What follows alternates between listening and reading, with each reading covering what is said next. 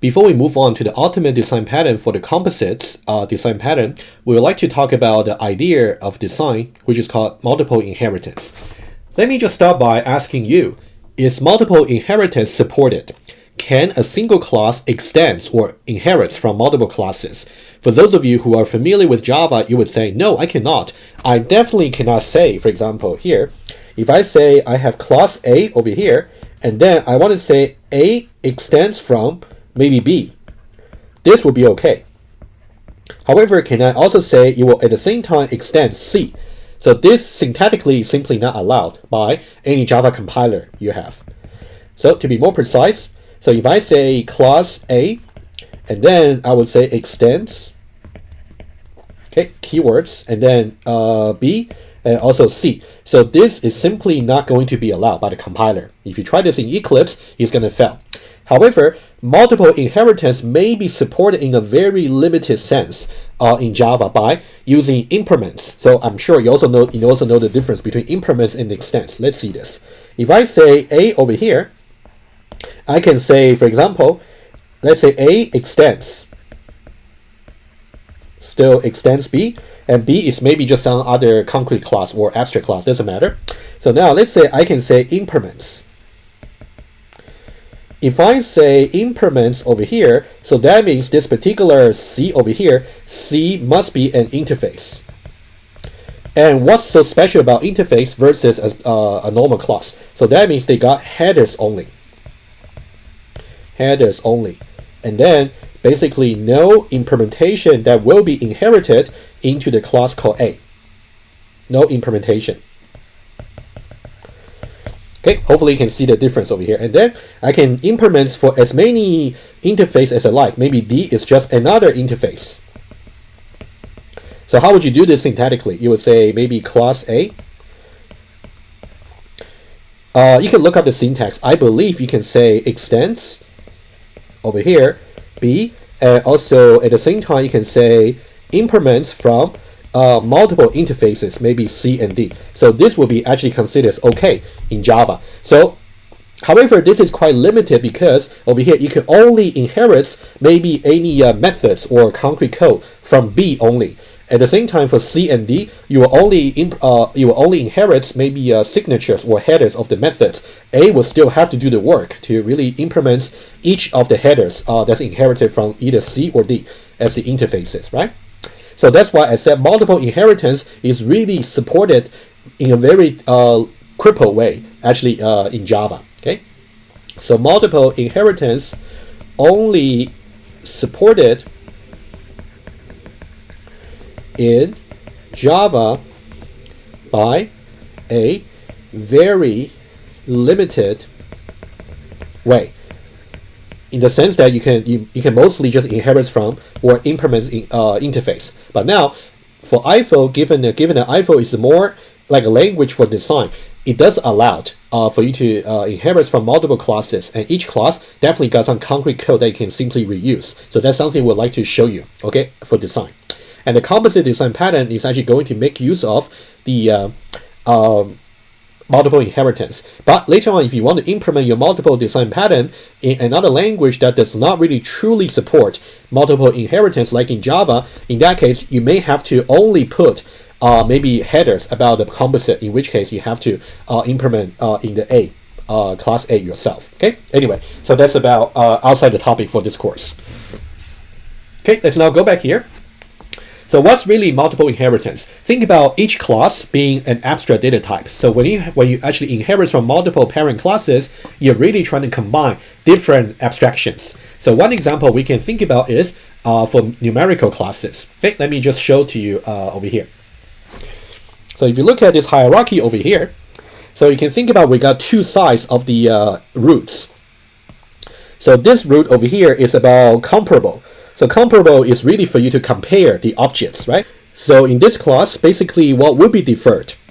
So over here you can see, think about in order to compare x less than y, what does it really mean when we talk about less than? You can think about this part over here is going to be deferred. And once this actually is, and this will be implemented in the subclasses. For example, in the string, what does it really mean for string x to be strictly less than string y? So in this case would be plus, you'll be effective, right? Will be effective. And what code can we actually reuse from the comparable class, right? Once you know x less than y is actually there, you can reuse this part of the code. So x equals y can be defined as simply just that x less than y, not the case, and also y less than x also is not the case. So this part of the code can simply reuse by every comparable descendant classes. As long as every descendant class for comparable actually effects this particular defer routine, this one will be getting you will get it for free. Okay, so that's about a comparable. So what about numeric? So for the numeric, let me use another color. So let's say numeric. So over here for numeric, you will simply just define things like a plus and also minus and all the numerical operation, right? So these are some code you can simply reuse in subclasses like, for example, comparable over here. You can see for complex over here, not comparable, complex, the complex class over here. And then what about multiple inheritance? You can see what we have is string is actually comparable, but string is definitely not numeric. And complex number is definitely numeric, but complex number cannot be compared, right? Mathematically speaking. So now, what about multiple inheritance? You can think about here. So integer over here is both numerical and also it's also comparable. You can definitely compare if one integer is less than the other. Accordingly, you will know whether one integer is equal to another. Also for real number and also for double and etc. Right? So you can see this is one very useful application for the design idea about multiple inheritance. Okay. Let me just go back to the slides and then let's now talk about some exercise for you. Okay. So this is the design problem I'll pose to you and think about how you would do it.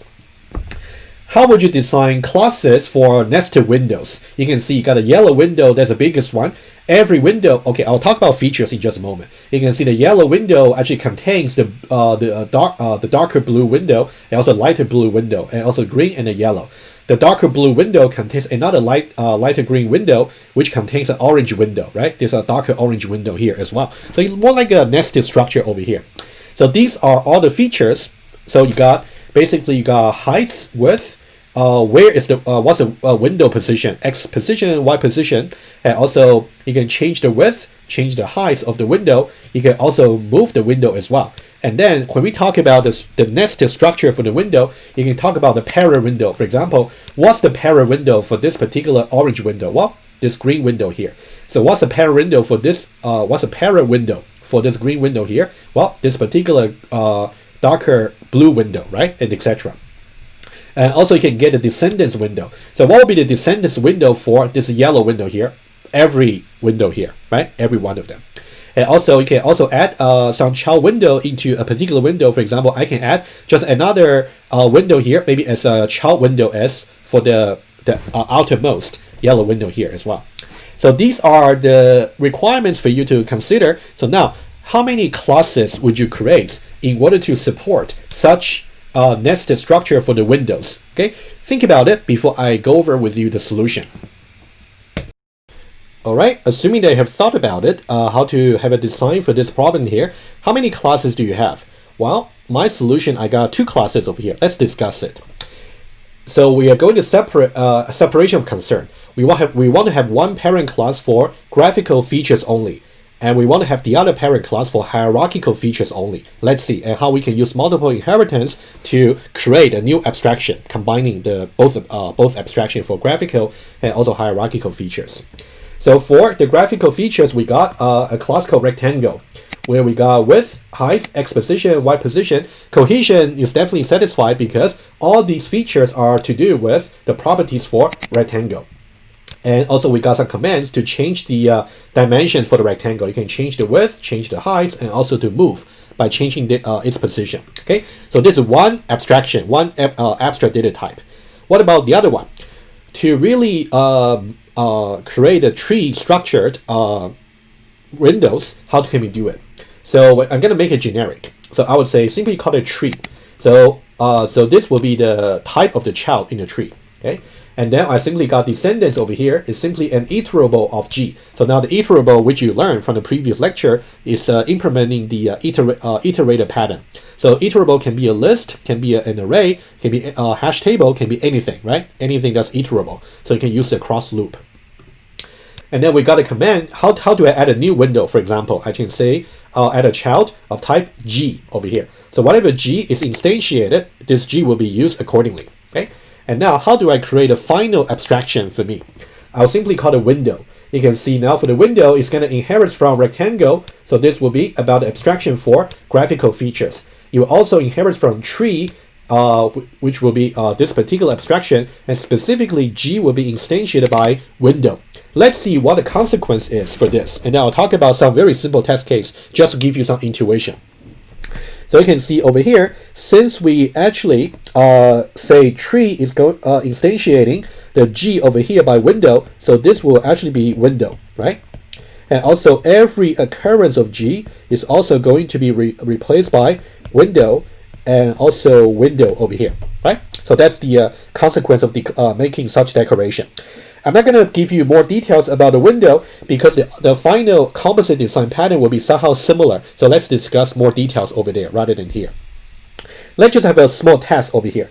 How do I build the nested structure over here? So now, let's say we got W1 over here. It's a large window. Let's say W1 is exactly over here. Okay, that's W1. And also we got W2. So that's a slightly smaller window. Let me put it like that. Okay, that's W2, right? The dimension over here, just relative, right? The absolute values are not really important over here. And then we got another one. W3 is simply a very small one. Let's say W3. And also W4 with the same dimension. That's W4. So that's W4. So we're just creating these individual windows. And now let's see how we can combine them together to create a nested structure. So let's see the first one. We'll simply say, let me use this. We say W2.add W4. So we're adding W4 as one of the descendants window for W2. So what we are really doing is, so W4 is actually the green one. We want to make it one of the descendant window for W2, which is the orange one, right? And then we're going to do another one, W1.add W2. So we're going to add W2, which is the orange one, already containing the green window. We're going to make it as part of the descendant window for W1, which is pink over here, right? W1 over here, right? Which is pink.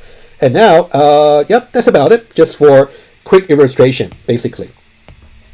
So you can think about basically, and now, if you want to say W1.descendants.count, how many descendants do we have for W1?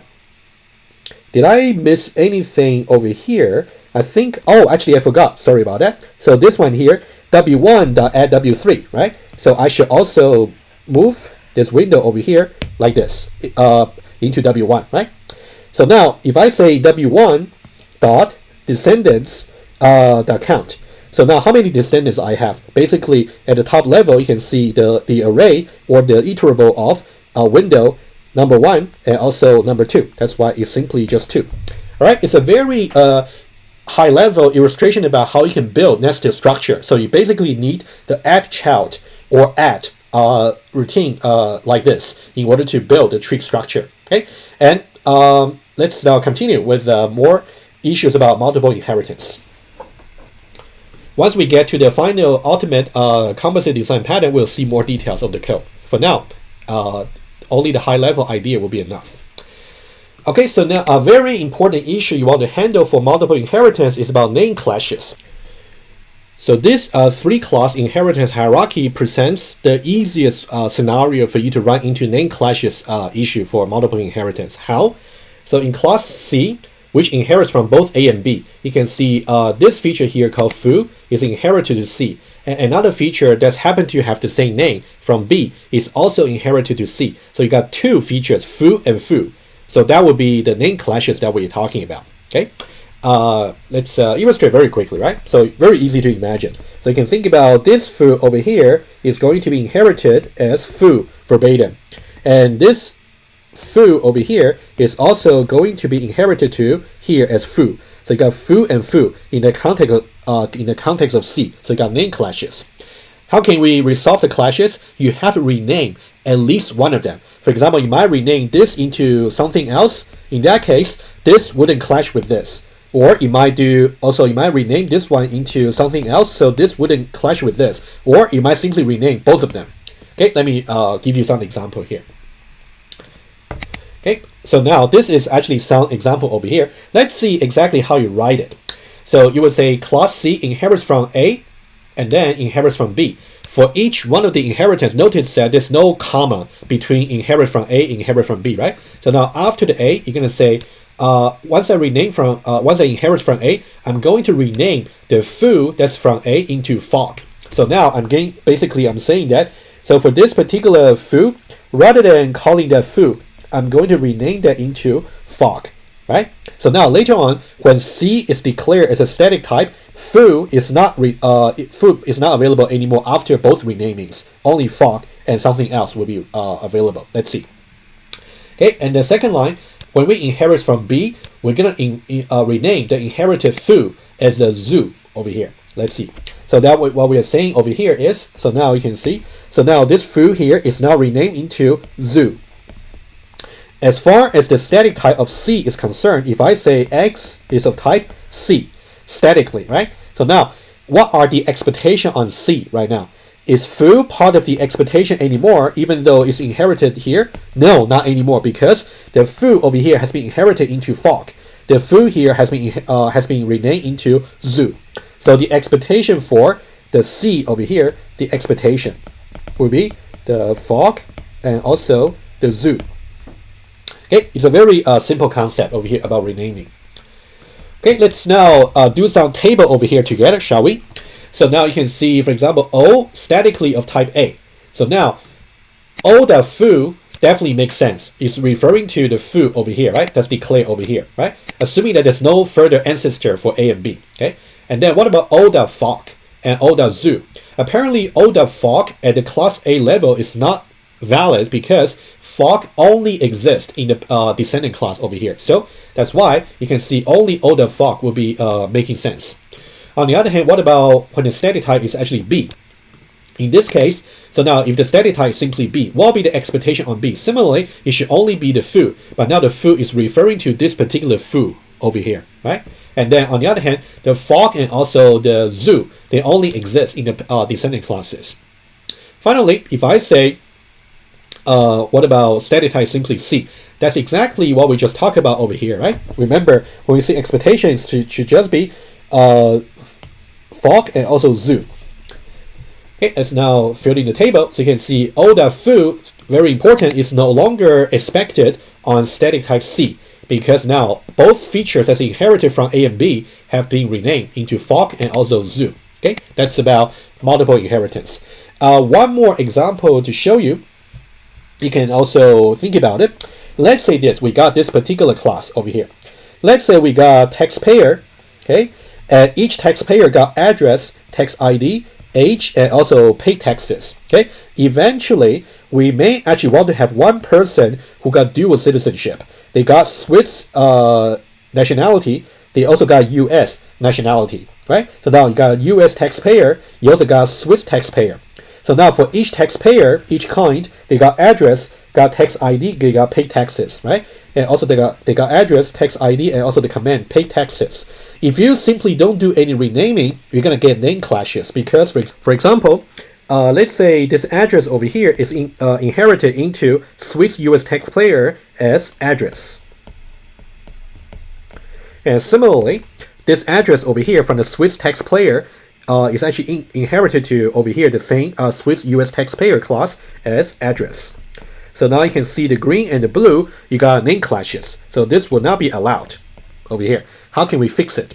What you can do is you can now try to say, let me use maybe orange over here. So now you can say I can rename this particular inherited feature as US address and this one as Swiss address. So this will be US address. So this will be Swiss address. So this will be allowed. So that will be the proper resolution to the name clashes problem from multiple inheritance.